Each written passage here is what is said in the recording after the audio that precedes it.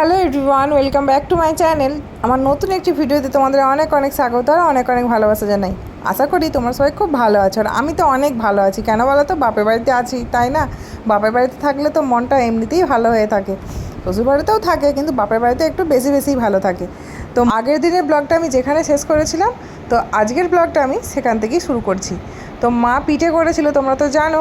তো সেই পিঠে তখন আমি খেয়েছিলাম, মা যখন করেছিল তখন দুপুরে গরম গরম আমি খেয়েছিলাম। তারপরে সন্ধ্যাবেলায় আবার মা খেতে বসেছে, তো মায়ের সাথে আবার একটুখানি বাটি করে একটা পিঠে আর একটুখানি পায়েস নিয়ে খাচ্ছি। তো খেতে খেতেই আমাদের আমার বোন, মা আর আমরা তিনজনা মিলে হাসি মজা গল্প এসব করছি। আর আমাদের তো এগুলো 12 মাস চলতেই থাকে।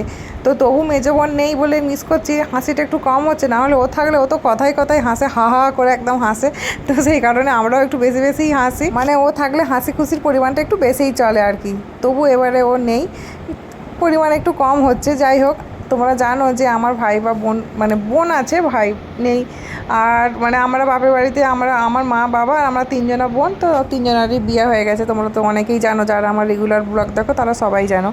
তো আমরা এত বেশি করে কথা বলি, প্রচুর কথা বলি। বিশেষ করে আমি এত বেশি কথা বলি যে কারণে আমার কোনো খেয়ালই থাকে না, বা কোনো আমাদের দুঃখ আক্ষেপ ক্ষোভ কোনো কিচ্ছু নেই, জানো তো। আমরা বিন্দাস একদম, যে আমাদের বাড়ির কাছে কেউ নেই বা আমার ভাই বা বোন নেই, এই নিয়ে আমাদের কোনো আমরা ব্যাপারটাকে মিস করি না, জানো তো। আমরা বনে বনে এভাবে সম্পর্কটা ভালো থাকলেই খুব ভালো। বোনের বরেরা যখন আসে, আমার বর যায়, সবাই একসাথে হো হো একটা আড্ডা, হাসি মজা, হো হো ব্যাপারটা যেটা আমি বলছি, নর্মাল বাংলা ভাষায় আমি বললাম। তো এদিকে এই যে আমার দেখতেই পাচ্ছ, আমার ছোটো বোন, মা, আমি তিনজনা মিলে, বোনই ক্যামেরাটা ধরে দিয়েছে। তো তিনজনা মিলে একদম খুব করে জমিয়ে গল্প করছি আর পিঠে খাচ্ছি। তার ওপর তো বাপি চিকেন পাঠিয়ে দিয়েছে অলরেডি। বিশেষ করে লেগ পিস দিতে বলেছিলাম, যে লেগ পিস বেশি করে দেবে, কারণ লেগ পিসগুলো খেতে আমার ভীষণ পছন্দ করি। আমি, আমার বোন, আমার ছেলে সবাই আমরা খুব পছন্দ করি। সাথে তো আমার বোন বউ আছে, ও খায়। তো এই কারণে বাপিকে যে দেখো, অনেকগুলো leg piece 8-9 piece leg piece ছিল। তো রান্নার দায়িত্বটা এবেলা আমারই পড়েছে।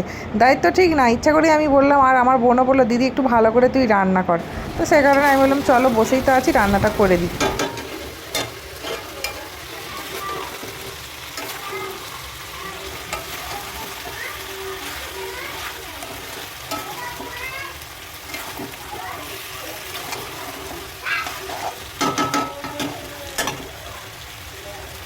এদিকে তো একদম আমি রান্নার কাজে লেগে পড়েছি, কোমর বেঁধে। দেখো, আমি একদম নাইটির যে ফিতেটা ছিল কোমরটা বেঁধে নিলাম, আসলে আমার একটু অসুবিধাই হচ্ছিলো, তো এই কারণে। তো এদিকে তো আমার রান্নাবান্না হচ্ছে হোক, আর আজ তোমাদের সাথে একটু অন্যরকম গল্প করি। চলো, অন্যরকম গল্প বলতে একটু ছোটোবেলার কথা আমি শেয়ার করি। আসলে এই চিকেন রান্না করছি, এই চিকেন সম্পর্কিতই কিছু কথা, চিকেনটা রান্না করছি বলে কথাগুলো আমার মনে পড়ে গেল। তো সেই কারণেই তোমাদের সাথে ভাবলাম শেয়ার করি। চলো, না শেয়ার করার কিছু নেই। তো এই জায়গাটা যেখানে আমাদের এই যে এখন বর্তমানে এই বাড়িটা না, আগে আমাদের আমার বাবা পরেই করেছে। আমি অনেকটাই বড় হয়ে গেছি, তো তারপরেও আমার বাবা বাড়িটা করেছে। তো আগে না আমরা গ্রামের বাড়িতে থাকতাম, ওখানে আমাদের রাধাকৃষ্ণ ঠাকুর আছে, এখনও আছে। তো ওই ঠাকুরের রোজ নিত্য সেবা দেওয়া হতো, রোজ দুবেলা যে নিত্য সেবা দেওয়া হয় না, তো ঠাকুরের পুজো পাঠ এসবই হতো। যে কারণে মুরগির মাংসটা আমাদের বাড়িতে হতো না, অন্য সব মাংস হতো, বাট মুরগির মাংসটা হতো না। তো আমার বাবা করতো না আর কি, আমার বাবাই তো ঠাকুরটা প্রতিষ্ঠা করে পুজো করতো। তো সে বাবা করতো না, আমার বাপি করতো না, বাপি মাঝে মধ্যে করতো, আমি করতাম, আমার ঠাকুমা এরকম আমার বোন সবাই মিলে আমরা করতাম। ছোটো থেকে আমরা করতে পারতাম আর কি, আমাদেরকে শিখিয়ে দেওয়া হয়েছিল। তো এই কারণে আমরাই করতাম, আর বেশিরভাগ আমার ঠাকুমাই করতো।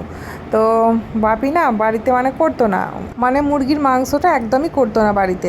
তো মাকে রান্না করতেও দিত না, আর কোথাও খেতেও না, কেউ খেত না, আমরাও খেতাম না। কিন্তু আমরা তো খেতে ভালোবাসি মাংস, তো মুরগির মাংসটা না খাবার তো খুব ইচ্ছা হয়। তো এ কারণে আমার পাড়াতেই পিসি বাড়ি ছিল, আমার নিজের একটাই পিসি। তো আমার পিসি বাড়িতে আমরা খেতাম, বা আমার জেঠু কিন্তু এই মাংসটা আনতো, বাড়িতে আনতো, রান্না করতো, সবাই আলাদা আলাদা ফ্যামিলি। তো এ কারণে আমার জেঠুদের বাড়িতেও আমরা খেতাম, তো অনেক মিস করতাম। তো তারপরে এখানে বাড়ি করে আসার পরও হতো না। তো যখন আমার বিয়ে ঠিক হলো, তোমার দাদাভাইয়ের সাথে বিয়ে ঠিক হবার পরে, যেদিন বিয়ে ঠিক হয়েছে সবাই ডেট পুরো ফিক্সড হয়ে গেছে, তো সেদিন থেকে আমাদের বাড়িতে আবার চালু হলো এই মুরগির মাংস। তো মুরগির মাংসটা রান্না করেছি, তো এই কারণে আর কি বলে ফেললাম কথাটা। যাই হোক, এদিকে আমাদের বাচ্চারা কী করছে বলো তো, বোনপো আর আমার মেয়ে গল্প বলছে। তো তোমাদেরকেও শোনাই, চলো কী গল্প বলছে।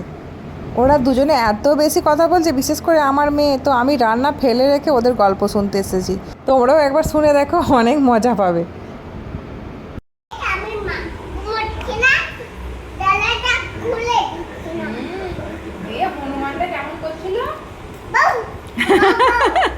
ভোগ ভোগ করছিল না? হনুমানটা কিভাবে ডাকে? হুপা হুপ হুপ করে ডাকে না? দিদুন ছাকা দিয়েছে বাবা। এত গল্প মানে বলছে, এত গল্প তো একদম শেষ নেই, কিন্তু গল্পের কোনো ঠিক ঠিকানা নেই।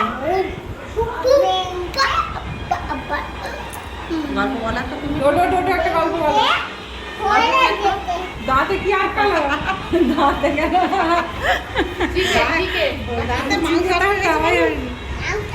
এর মধ্যেই আমার চিকেন রান্না কমপ্লিট হয়ে গেছে, তাই একটু আমি আবারও ওদের কাছে এসে বসেছিলাম, একটু গল্প করলাম। তো একটু পরেই এবার খাওয়া দাওয়া হবে। তো এখন দুজনের টর্চ নিয়ে খেলছে, মানে দুজনের বায়না, তো মা একটু ফলানোর জন্য দুজনকেই আলো দেখাচ্ছে। তো ফাইনালি আমার চিকেন রান্না কমপ্লিট হয়ে গেছে। কালারটা দেখেছো কত সুন্দর কালার করেছি? একটু আমি কিন্তু কাশ্মীরি লঙ্কা গুঁড়ো ব্যবহার করি না।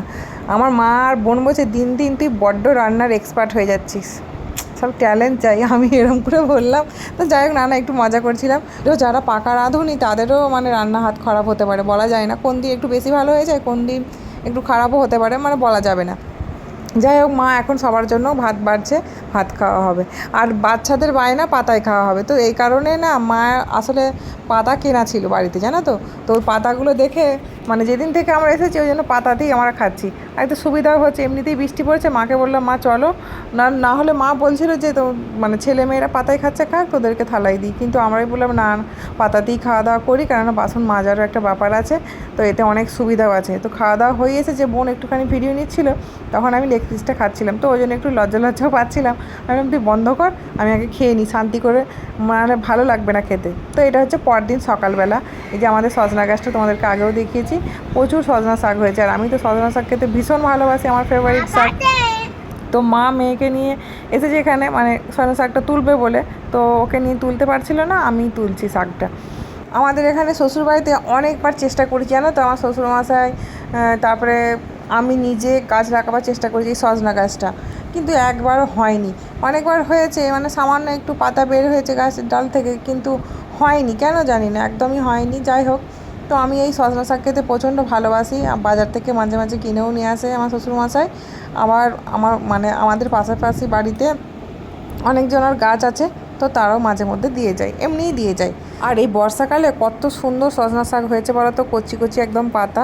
আর ভাজলে যা লাগবে না, একটু বেশি পরিমাণে তেল দিয়ে, শুকনো লঙ্কা ফোড়ন দিয়ে, রসুন কুচি মানে একটু ফোড়ন দিয়ে হেভি লাগে কিন্তু সজনা শাক ভাজা হলেই আমার গরম গরম ভাত আর সজনা শাক ভাজা আমার তো একদম একতলা, আমি একদম মানে আমার হেভি লাগে কিন্তু খেতে। সজনা শাক ভাজা আমি এমনি শুধুই বাটি করে খাই, আমার এত বেশি পছন্দের।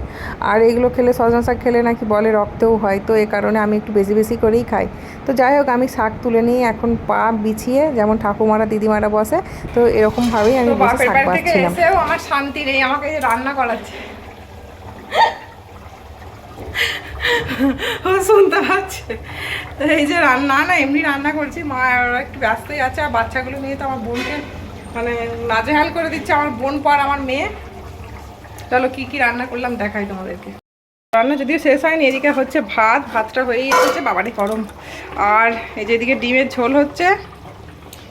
আর কি রান্না হলো, এদিকে মাছ আছে, চুনো মাছ, আর ওই ভেন্ডি, আলু, মূলো, বেগুন এসব দিয়ে একটা আনাজের টক বানিয়েছি। টক খেতে আমার তো ভীষণ ভালো লাগে, তো আমি বললাম মাকে টক রান্না করতে। আর হবে সজনা শাক ভাজা। তো মা শাকটা এখন ধুতে নিয়ে গেছে, তো এই কারণে দেখাতে পারলাম না। আর আজ বিকালবেলায় তোমাদের দাদাভাই চলে আসবে আমাকে নিতে, আজকে রাত্রিবেলাটা থাকবে, তো তারপরের দিনে সকালবেলায় বাড়ি চলে আসবো, কেননা ছেলের স্কুল, তোমাদের দাদাভাইয়ের স্কুল, দুজনের স্কুল আছে। ওর তো স্কুল অলরেডি হচ্ছে, তো ছেলের দুদিন স্কুল ছুটি ছিল বলে বাপের বাড়িতে এসেছিলাম। তো স্কুল খুলে দিয়েছে বৃহস্পতিবার থেকে, তো বৃহস্পতিবারের সকালেই যাব, যে একদম স্কুল ধরবো। তো এখন ছেলে যাচ্ছিলো দাদার কাছে, আর ওকে বলছিলাম দেখে রাস্তাটা একটু পার হবি, আর মা যাচ্ছে পিছন পিছনে, ওকে একটু রাস্তাটা পার করিয়ে দেবে। আর এখানে রান্না বান্নাটা হয়ে গেলে মেয়েকে স্নান করিয়ে দেবো, আমিও স্নান করে নেবো। বেশি বাজছে না, 11:25, মানে 11:30 প্রায় হতে যাচ্ছে, 25 পেরিয়ে গেছে। চলো দেখি, পরে আসছে আবার। আর একটা ব্লগও মানে পোস্ট করতে পারছিলাম, ব্লগগুলো না বাড়ি থেকে পোস্ট করতে হবে, কেননা এখানে নেটওয়ার্কের প্রবলেম হচ্ছে। যদিও সামনেই জিও টাওয়ার আছে, তাও কেন এরকম হচ্ছে জানি না। তো চলো রান্নাবান্না সেরে নিই, তারপর পরে আসছি। তো আমি রান্নাবান্না সেরে স্নান করে ফ্রেশ হয়ে একদম মেয়েকে ঘুমও পাড়িয়ে দিয়েছি, তারাও দেখতে পাবে। আর তাহলে আজকের ব্লগটা আমি এই অবধি শেষ করছি। দেখা হচ্ছে আমার নেক্সট ব্লগে। ততক্ষণ তোমরা সবাই ভালো থেকো, সুস্থ থেকো, আর আমার ব্লগের অপেক্ষায় থেকো। তো চলো, দেখা হচ্ছে আমার নেক্সট ভিডিওতে খুব শিগগিরই। তো চলো, আজকের মতো টাটা, বাই বাই।